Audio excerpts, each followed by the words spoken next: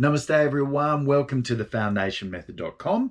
I'm Cam, the host, and today's little vlog is on the Q&A section, question and answers, driven by students of stuff that they want me to talk to. And so today's question is about what style of yoga practice is right for me. So it occurred to me that I've done a deeper dive into this on my 1 hour free training. So if you get a bit of inquiry sparked by this, jump onto the foundationmethod.com and do the free training. Gives you the 6 biggest problems and high quality solutions that I found on my wellness journey. And it goes into a bit more depth explaining this topic. So today I'm just going to talk about what intentions suit what style. So like, what do you want out of your practice?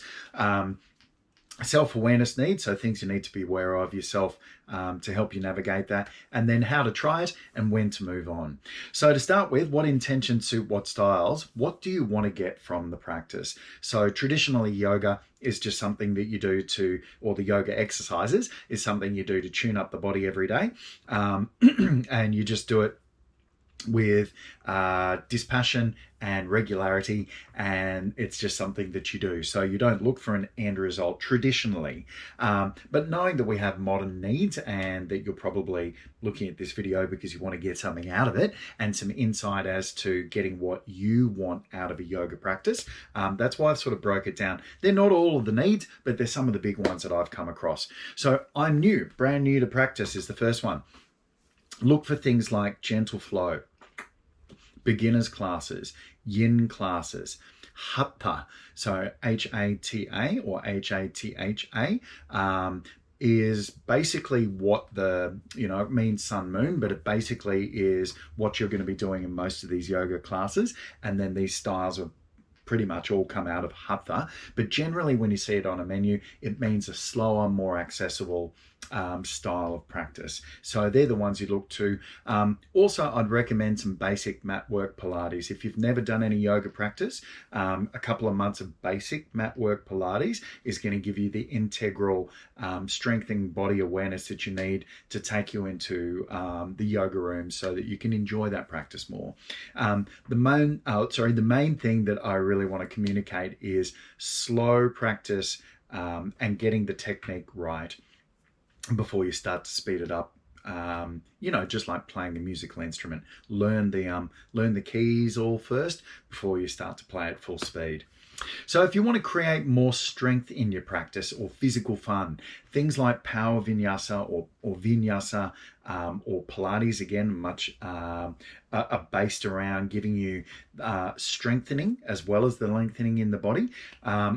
So if your default is that you're very flexible, for example, go for a more strengthening style of yoga, because then it's going to take you into building strength at range so that you don't hang out in the joints. So that's really important. Power yoga or power vinyasa, generally stronger holds. Some people call it gym yoga because it gives you the physical, the strength building aspect. And then the vinyasa is the flowing movement of the breath and the movement in there, and taking you through a series of challenging postures as well.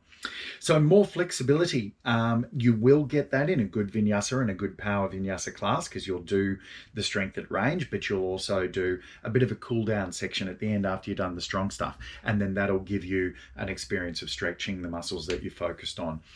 There is another modality, LSD. You'll see that on the menu. It's not something you take and trip out. It's a long, slow, deep practice. Also yin, but traditionally yin focuses on the fascia and the feeling of this kind of loose, happy feeling in your skin, rather than getting into the flexibility of the muscles. Depends on the yin teacher, but yes, yin can also be a good access point for flexibility based. Or if you see a stretching class, something like that, they might do a bit of stretching at the end of Pilates as well. Cardio.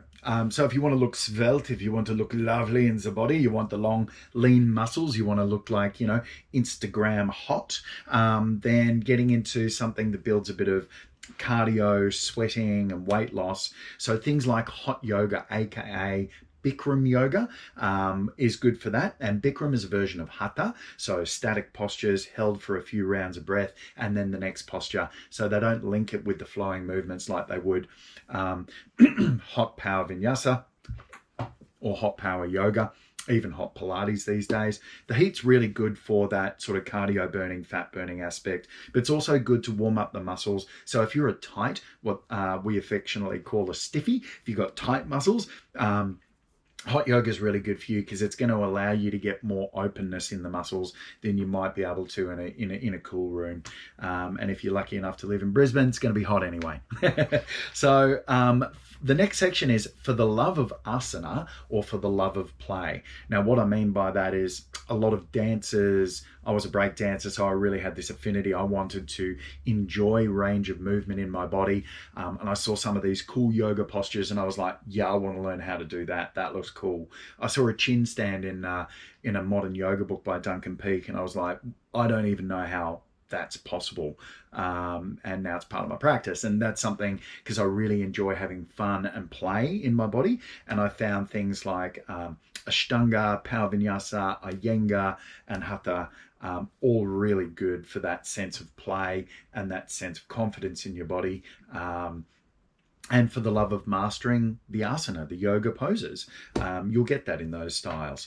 So restoration, if you have a really busy lifestyle and you're thinking, I'm going to do some yoga and you go and do a Power Vinyasa class, it's probably not the right direction because you're doing enough intense stress loading type of practices, although there is a positive side to it. But I'd recommend getting into some yin yoga and restorative yoga. For anyone that's got a really busy lifestyle and you're looking for, resetting the nervous system, opening the fascia if you're a bodybuilder and you want to crack the fascia so you can build bigger muscles, or you're rejuvenating in downtime in a sport, you're a cyclist and you're having an off season, do some yin, do some restorative stuff, and it'll make all of the joints feel better.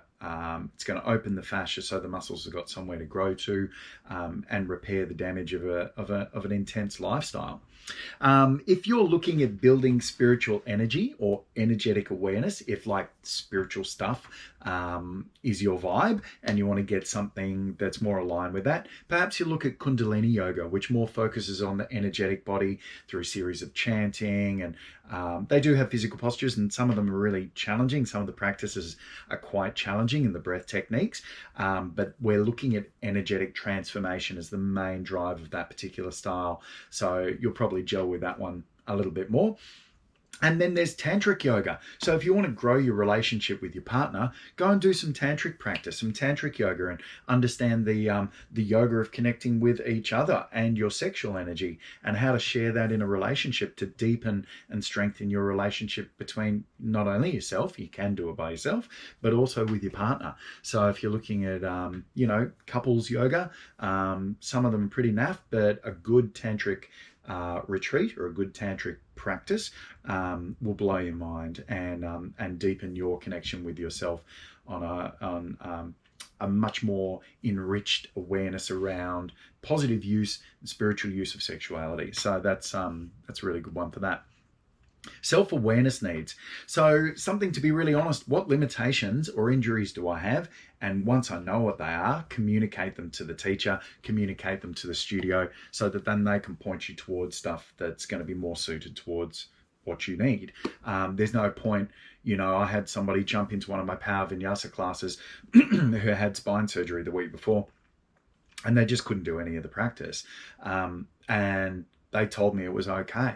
I was like, no, you've just go and do yoga and seen yoga on the menu and jumped into that.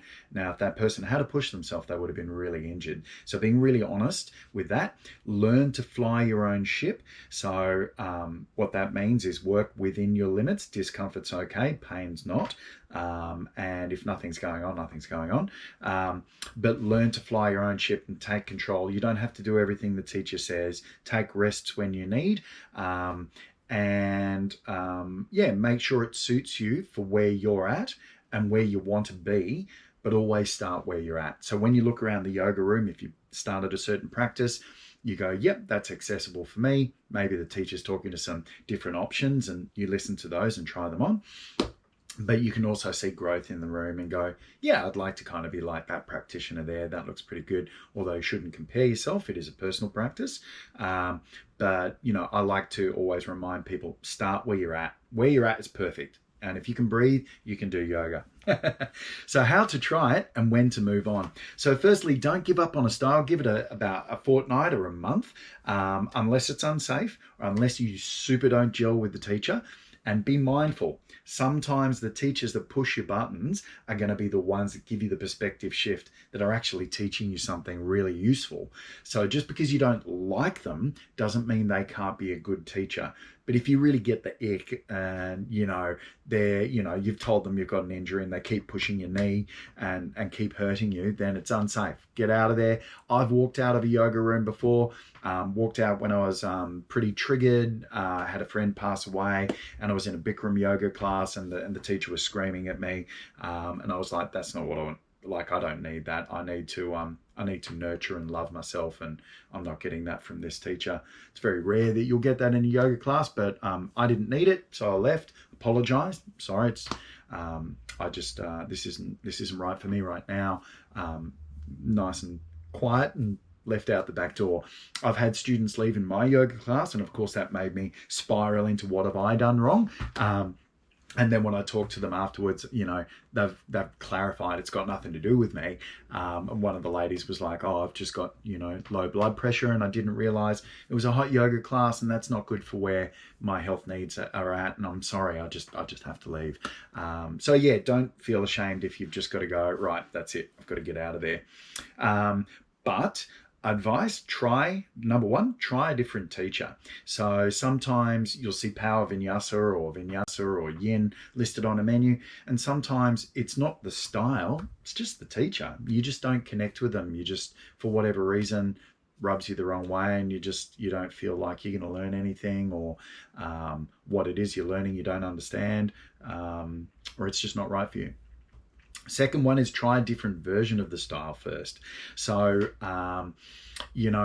a lot of studios are kind of mixing stuff up. The Yin and, some have hot facilities, some have not hot facilities. So if you do a power vinyasa class in a hot room and it's just way too much for you and you get dizzy and you don't want to be there, try one in a cool room and see how that works for you, because you might be very surprised and it might be really useful and the style that your body needs. And the last one is try a different studio. So once you do one of those little trials at the studio, get amongst it, try a few different studios so that you see, if you like the culture of the studio. Different studios will mentor their teachers to teach in different ways, and sometimes it's just the studio and the philosophy that they teach and the what they're trying to put out there. And the final bit that I'll say is do privates. Get with a very experienced registered yoga teacher who's done a whole myriad of styles and can teach you exactly what you need for you, because yoga is always best done person to person, and that's something I can help you out with at thefoundationmethod.com. That's really why I built it. And then other parts here to be aware of: challenge brings change. So be honest to what you find challenging and do that. So usually what we avoid, we need. So if there's a posture there that kind of hurts as you're going into it, but it's not compression, and it's not, going into ligaments, but it's just like, oh my God, I've realized my glutes are super tight from running marathons and this half pigeon is excruciating, then as long as it's uncomfortable, that's cool. And give yourself props and blocks and all that type of stuff and the support that you need. If you're aiming to lose weight and you go into a hot, challenging power vinyasa class, it's going to be full on. It's going to pump your cardio. It's going to pump your adrenals, and it's going to be challenging. It's going to be difficult. There's going to be stuff that you can't do, and a good power vinyasa teacher will give you stuff that you're not going to be able to do because they're watching you to give you increased elements of challenge. So that might be what you need if that's your outcome that you want to resolve. If you're a really busy person and you're really yang driven, and you go and you might need to do a yin class where you have to learn to stop. And that was some of the biggest challenging stuff for me, to learn to sit still and do nothing in a pose for 5 minutes, do nothing for, an hour. It was forced stopping. And then that showed me where my mind was at, showed me where my body was at. taught me to accept what I was finding, taught me to be friends with that discomfort for a good solid amount of time without going into my natural default, which is enjoying movement. So I found that challenge brought me more growth in a lot of ways than the power vinyasa and teaching me how to do handstands and teaching me how to do arm balances and shin tans that I didn't know how to do. So no yoga is too hard if you rest it as you need. So be humble. Humble meaning the right size. So if you need to take a break, you take it. Some yoga teachers will joke about that. Oh, there is no child's pose. There's always child's pose. So when you need a break, you take a break. You take some rounds of breath in child's pose or on your back, take yourself down to the floor, and then when you're ready, you come back into it. I really respect students that respect themselves. I just find it a pleasure to teach, and then what I will say is, how much to do. The golden number is three a week. If you can do, a good balance is two power vinyasa or two yang, getting moving styles and one restorative. So if you have no idea, start somewhere like that, two of the more active moving styles and one of the more sort of introspective, meditative, reflective, learning to stop styles. And that's a really good amount of yoga a week. Do it for about 6 months and then look back and see how it's going for you. So you really need to give it the amount of time. About 3 times a week's the golden number. Any more than that, you'll get life change. Any less than that, it's kind of like hitting the reset button. You kind of feel like, oh, what is this again? My body's getting used to it. And if you have breaks in between the practice, just realize after about 2 weeks, your body will turn into the Tin Man and you won't be able to do what you thought you could do the last time. Interesting though, strength-wise, sometimes when I have a week or 2 off, I'll go back and I'm a lot stronger, a lot more resilient than I was beforehand. So that's just, that's a personal aside. So yeah, that's what I've got for you today. I hope that's been useful and been of service. And again, I go on a deeper dive that'll make all of that stuff a little bit more rich and more connectable. And if you want to find out what that is, just go to thefoundationmethod.com and jump into my free training. So just register for the newsletter and then set yourself about an hour where I'll go into the 6 biggest problems and solutions that I found on my wellness journey that'll help fast track your process and fast track your progress to wellness. So namaste, hope you enjoyed it, and I'll see you soon. Thank you.